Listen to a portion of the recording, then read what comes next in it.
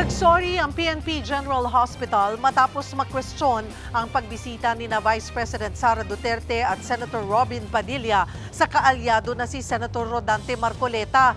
Bakit daw kasi pinayagan ang dalawa gayong dapat naka-isolate ang senador? Nasa frontline ng balitang yan, si Camille Samonte.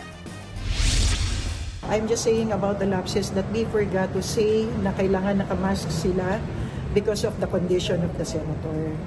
Yun lang yung hiningi ko ng apologize. Aminado ang PNP Health Service na nagkaroon sila ng pagkukulang sa pagpapatupad ng medical protocol sa mga bumisita kay Senator Rodante Marcoleta. Yan ay matapos questionin ni Sandigan Bayan Associate Justice Ronald Moreno kung bakit pinayagan na madalaw ni na Vice President Sara Duterte at Senator Robin Padilla si Marcoleta, kayong dapat naka-isolate siya. Dinala sa PNP General Hospital si Marcoleta dahil sa paninikip ng dibdib at alta presyon matapos maaresto para sa kasong plunder. Lumabas din sa pagsusuri na may mild pneumonia at degenerative disc disease ang senador. Nilinaw ng Sandigan Bayan na hindi nila tinututulan ang pagbisita kay Marcoleta, pero ipinunto nitong isang communicable disease o nakakahawa ang pneumonia. Base sa mga litrato na lumabas sa media, walang suot na face mask si Padilla nang bumisita sa ospital kahapon. Martes naman nang dumalaw ang bise. Only the Vice President went inside.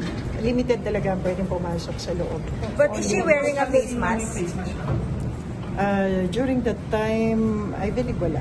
Ang CIDG daw ang nagdedesisyon kung sino ang papayagang bumisita sa 72 anyos sa senador. Paliwanag ng ahensya, nagpaalam at nakipag-coordinate sa kanila sina VP Sara at Padilla. Pinayagan daw nila ang dalawa dahil ito ang request mismo ni Marcoleta at ng kanyang pamilya.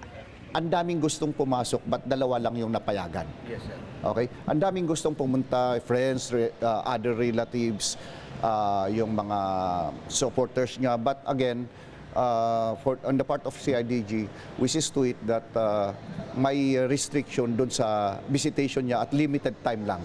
Nang tanungin kung kailan pwedeng humarap sa korte si Marcoleta para sa commitment order, sinabi ng PNP General Hospital na fit to travel na ang senador. Pero mas maiging matapos niya ang pag-inom ng antibiotics sa loob ng 7 araw o hanggang sa July 15. Kasunod niyan, ipinag-utos ng korte ang pagsusumite ng daily notarized medical report ni Marcoleta. Inutos din ang isang independent medical exam para matukoy kung kailangan pa ba niyang manatili sa PNP General Hospital. Samantala, na-consolidate na sa 3rd Division ang isa pang kaso ni Marcoleta na paglabag sa Presidential Decree 46 o pagbabawal sa mga taga-gobyerno na tumanggap ng regalo. Dahil dyan, 3rd Division na ang hawak ng parehong kaso. Nagbabalita mula sa Frontline, Camille Samonte, News 5. Mga kapatid, Cheryl Hosing po. Maging maalam at may pakialam sa mga napapanahong issue at headlines. Mag-follow at mag-subscribe na sa social media pages ng News 5.